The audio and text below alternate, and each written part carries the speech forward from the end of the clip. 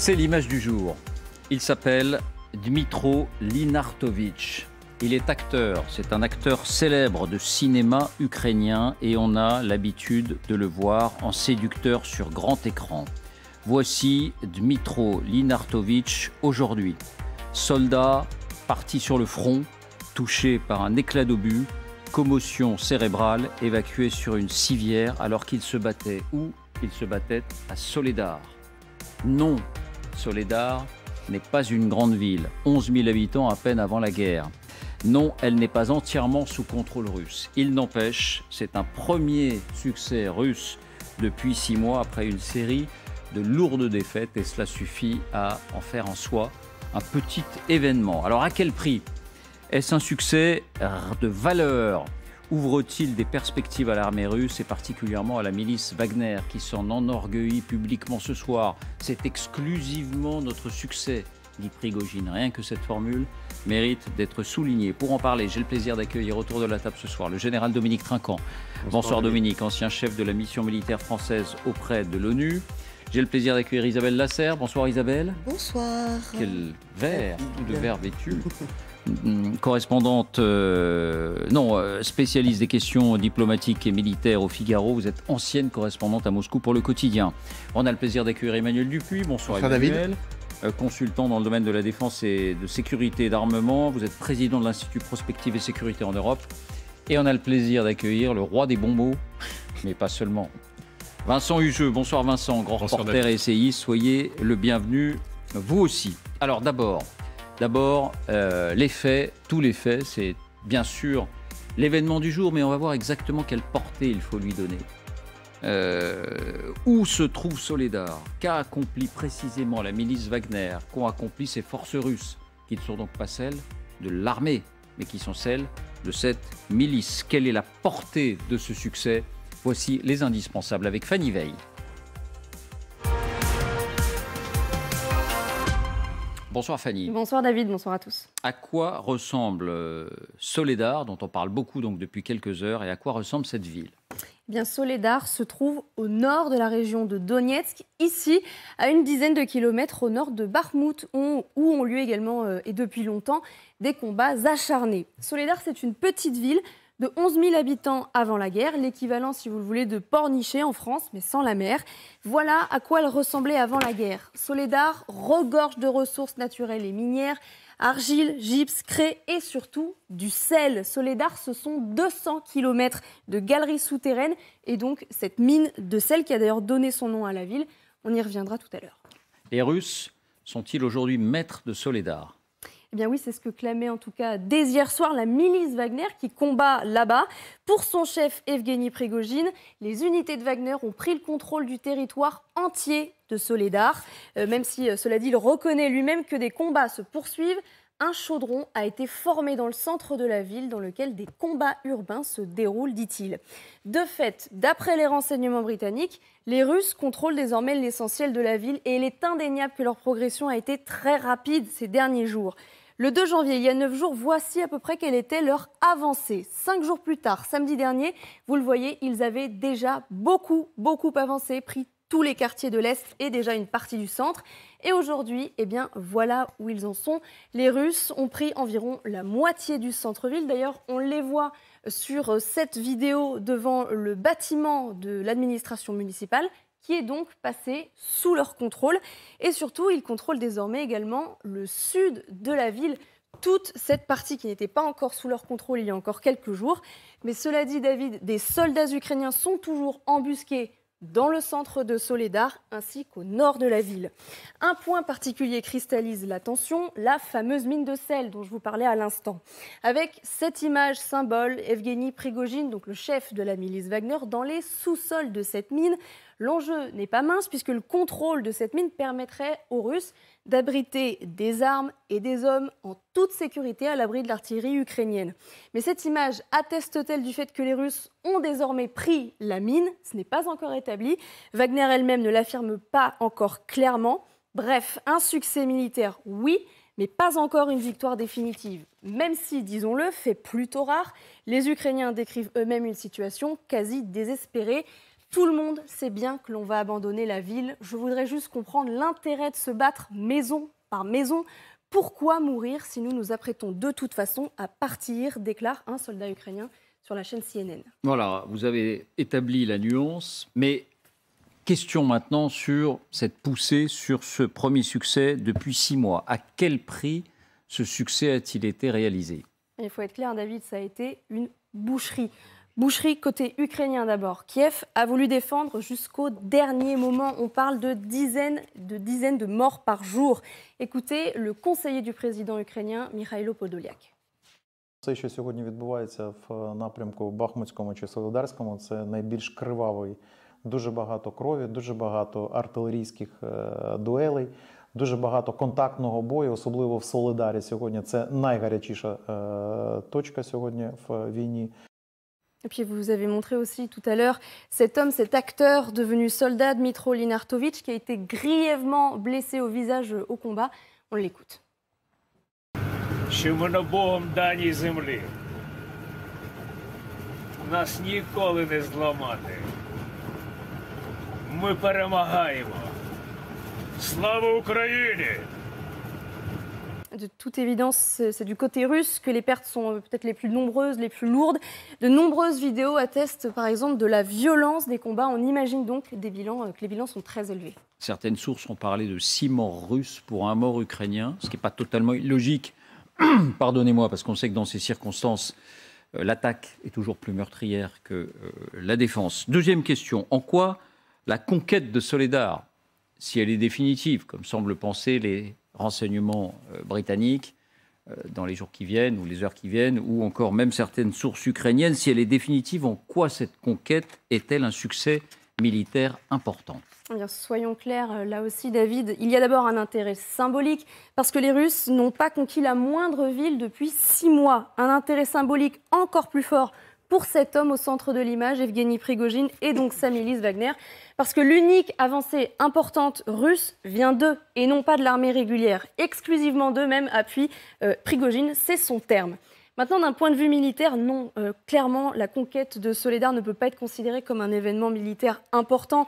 Le seul avantage d'un point de vue stratégique, c'est un pas de plus. C'est que c'est un pas de plus vers un encerclement de Bakhmout, qui est une ville 6 fois plus grande que Soledar, et que Wagner tente de conquérir, là encore, depuis des mois et des mois. Autre intérêt, ce serait aussi de couper l'approvisionnement ukrainien dans la région. Toute cette zone, d'ailleurs, que vous voyez hachurée en jaune, eh bien, elle est très disputée aujourd'hui entre les deux armées.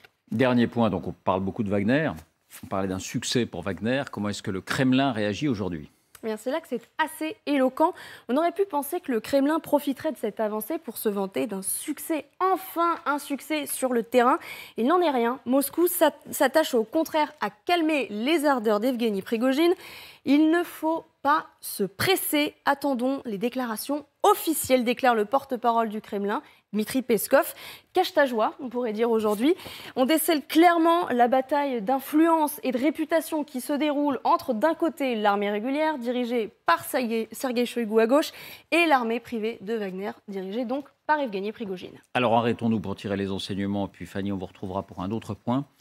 Général Trinquant, quelle est la portée de ce succès militaire indéniable et de cette victoire si le succès se confirme dans les prochaines heures? Alors, le premier point que je note, c'est que la victoire est annoncée avant qu'elle ne soit là. C'est-à-dire que la ville n'a pas été complètement conquise, mais déjà, M. Prigojine l'annonce. Il avait besoin, ça fait des mois qu'il combat à Bakhmout, qu'il n'y arrive pas. Il prend une ville un peu plus petite et plus au nord. Là, il réussit, ou il est en passe de réussir, disons. Donc, il se précipite sur l'annonce de cette victoire, et la réaction du Kremlin est intéressante. C'est attendez, c'est pas réglé, il faut voir un petit peu les choses de plus près, etc. Donc je pense qu'on est vraiment là, dans la guerre interne, sur le positionnement de Prigojine dans l'appareil russe. Il veut montrer, depuis le début, qu'il est meilleur que l'armée russe. Souvenez-vous, sur Telegram, il y a 15 jours, je crois, il expliquait que s'il n'arrivait pas à Bakhmout, c'est parce que l'armée russe ne l'aidait pas. Et là, l'armée russe dit « Attendez, on n'est pas sûr qu'il ait la victoire. » Mais est-ce qu'il est meilleur que l'armée russe? Alors, du coup, qu'est-ce que ça veut dire meilleur? Il remporte probablement cette victoire-là mais au prix de pertes absolument fabuleuses. Simplement, ils s'en fichent. Ce sont des prisonniers qui sont partis, on envoie par vagues successives.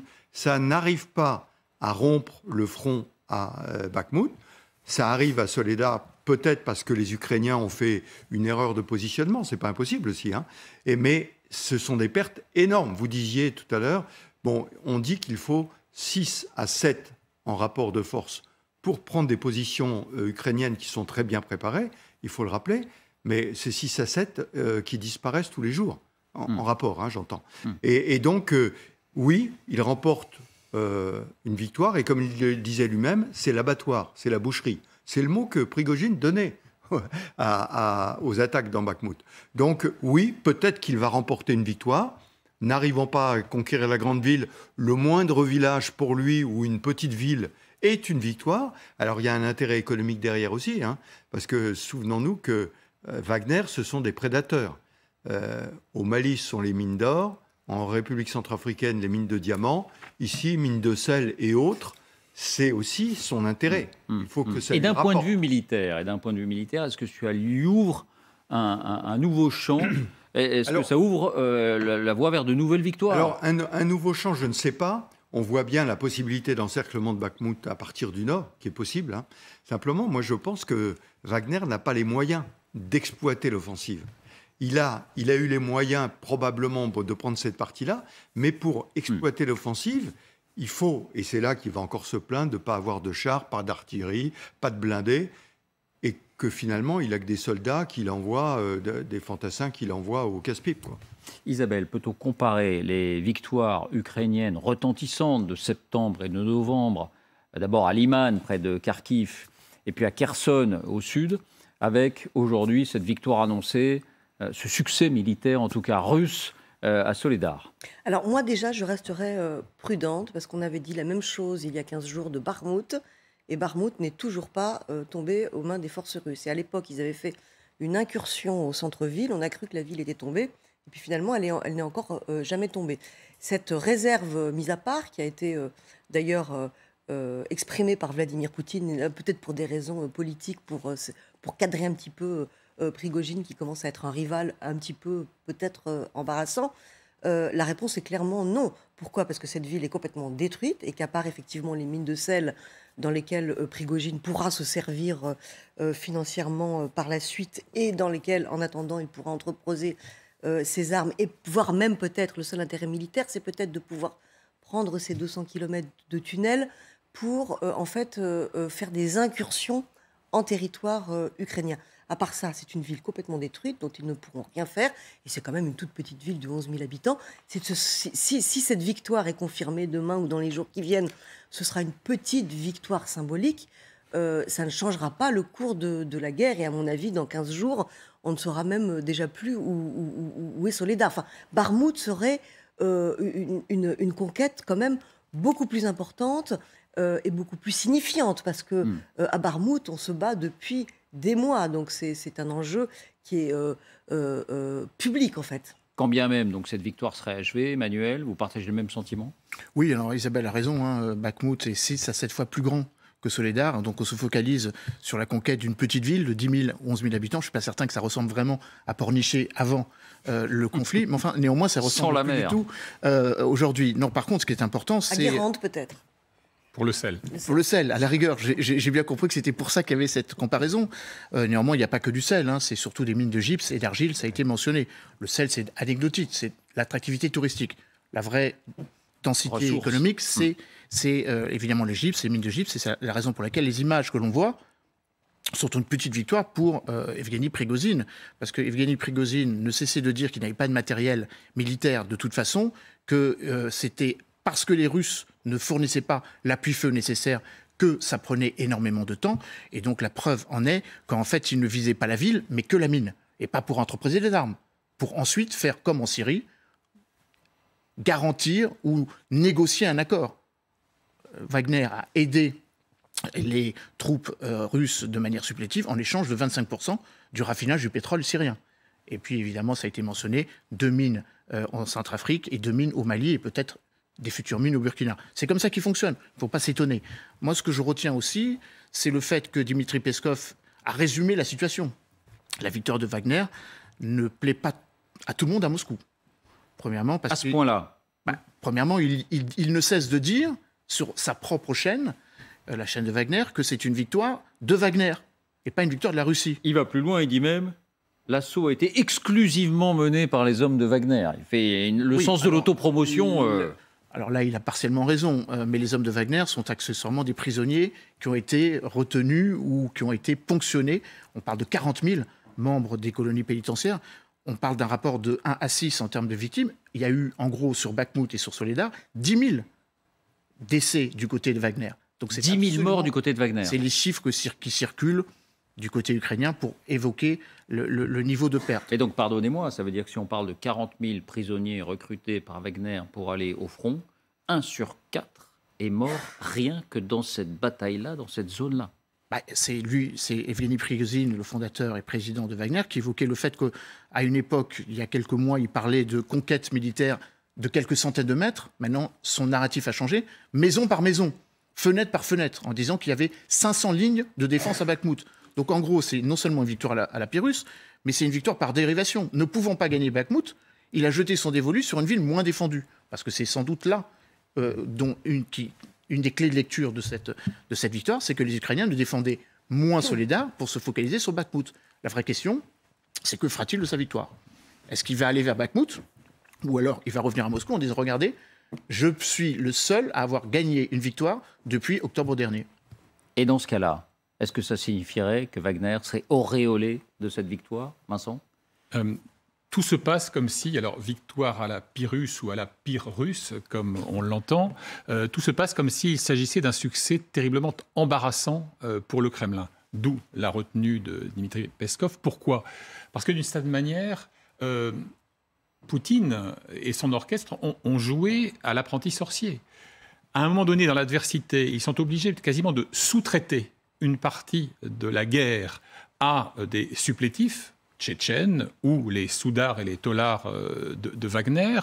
Mais évidemment, on sent bien, là c'est le syndrome d'Icare, que ce fameux Prigojine qui cultivait son statut, son profil d'homme de l'ombre jusqu'alors, est en train d'être séduit, voire happé par l'envie de jouer un rôle sur la scène politique. Et ça suscite toute une série de réticences, de réserves, et c'est la raison pour laquelle, loin d'exalter ce triomphe, qui n'en est pas un, Isabelle le rappelait tout à l'heure, eh bien, on fait preuve de beaucoup de précaution, de prudence. Mais vous savez, il faut quand même se méfier d'un syndrome classique, qui est le syndrome du microscope.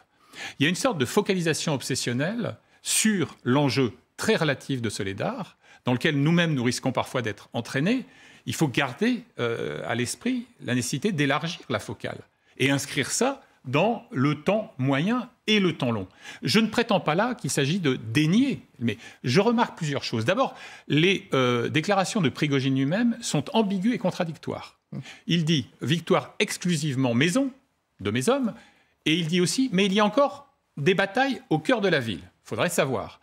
Deuxièmement, on a vu dans le passé des victoires éphémères, c'est-à-dire que la difficulté qu'il y a eu, par exemple, à consolider les acquis à Sévérodonetsk, eh bien, reste quand même dans juste avant l'été. Et puis, encore une fois, pourquoi victoire embarrassante? Parce que vous avez une guérilla dans la guerre, et qui est une guérilla d'influence entre donc les institutions militaires, dont on en parlera peut-être tout à l'heure à la faveur de commentaires sur telle promotion ou telle rétrogradation. On sent bien que le système institutionnel, Kremlin, ministère de la Défense, État-major, essaye de remettre en selle l'institution au détriment de ceux qui ont été appelés à la rescousse en des temps troublés. Expliquez-nous, Vincent, parce que Wagner, en même temps, a tous les encouragements de Poutine. Non, je ne le crois pas. Je prends un exemple très simple. On évoquera peut-être dans quelques minutes l'hypothèse d'une sorte de demi-disgrâce du fameux général Sergueï Sourovikine.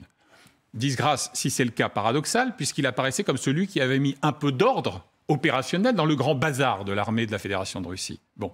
Mais précisément, qu'est-ce qui se disait il y a 2 ou 3 semaines, y compris chez des analystes russes d'ailleurs? C'est qu'il y avait un axe qui était en train de se constituer entre Sourovikine et Prigojine.